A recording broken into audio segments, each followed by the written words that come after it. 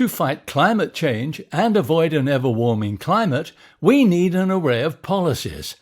Climate policies are needed to transform the way we produce energy, to make buildings greener, to put greener cars on the roads, and reduce our fuel consumption. But these policies also need to protect people's jobs and incomes. Let's have a closer look on 3 possible climate policies. Let's start with a policy that forces car producers to produce greener cars, a ban on combustion engine cars. With a ban on combustion engine cars, car producers are first required by law to produce cars that emit less CO2 per kilometre.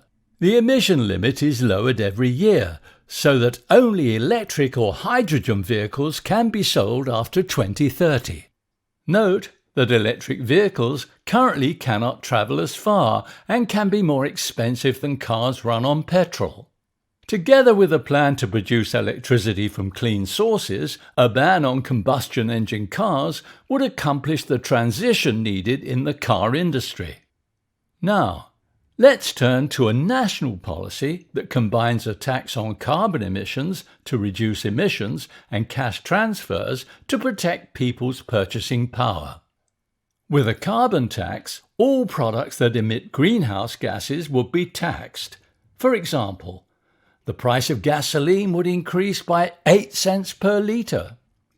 With a carbon tax, companies and people pay for the greenhouse gases they emit. This pushes them to reduce their emissions.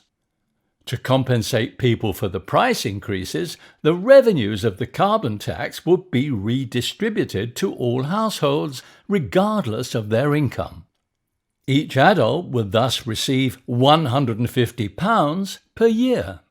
On average, poorer people own smaller cars, live in smaller houses, and fly less, so they use less fossil fuels than average.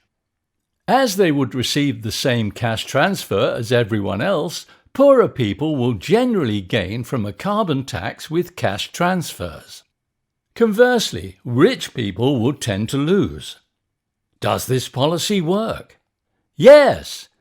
The Canadian province of British Columbia has a carbon tax with cash transfers since 2008.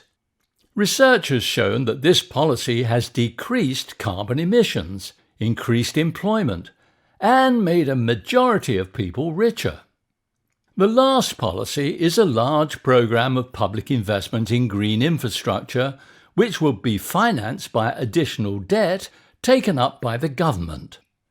A green infrastructure program would bring about the transition in energy infrastructure needed to halt climate change, but it could come at the expense of other possible projects funded by the government.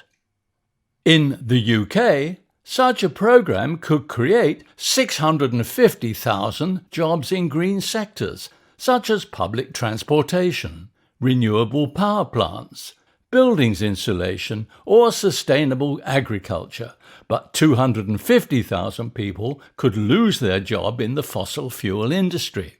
In general, all climate policies have the potential to transform the economy into a greener, safer, less polluted world. This green transformation has some downsides. People will have to change their habits, and some people will even have to change job. For example, there will be less demand for polluting sectors such as coal mining, but retraining options will be offered to workers in these sectors to ensure that they could find a new job elsewhere. And the green transition also comes with benefits. A safer world for future generations, of course, but also less pollution. And climate policies can be designed to protect poor and middle-class households, as they can have more income with the carbon tax with cash transfers, and more jobs with the green infrastructure program.